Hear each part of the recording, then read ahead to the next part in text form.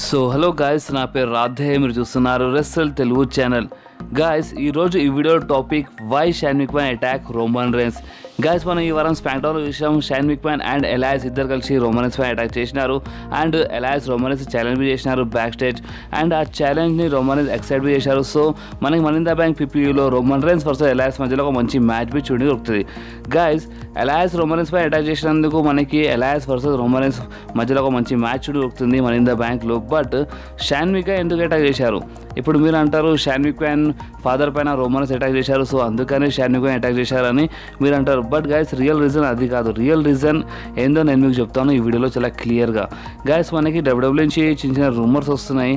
మనకి ఇన్ ఫ్యూచర్లో అంటే మనీ ఇన్ ద బ్యాంక్ తర్వాత రోమన్ రైన్స్ వర్సెస్ షైన్ విక్మ్యాన్ మధ్యలో ఒక మంచి మ్యాచ్ దొరకొచ్చంట. అండ్ అందుకని వీళ్ళ మధ్యలో ఒక స్టోరీ లైన్ స్టార్ట్ చేశారంట ఈ వారం స్మాక్ డౌన్లో. అవును గైస్, మనకి రోమన్ రైన్స్ అండ్ షైన్ విక్మ్యాన్ మధ్యలో ఒక జబర్దస్త్ ఫ్యూడ్ చూడని దొరుకుతాయంట. సో అందుకని ఈ వారం స్మాక్ డౌన్లో షైన్ విక్మ్యాన్ అటాక్ చేశారంట రోమన్ రైన్స్ పైన. గైస్, మీరే ఆలోచించండి, షైన్ విక్మ్యాన్ దగ్గర ఎంత మంచి పవర్ ఉంది. షైన్ విక్మ్యాన్ స్మాక్ డౌన్ షోనే నడిపిస్తారు.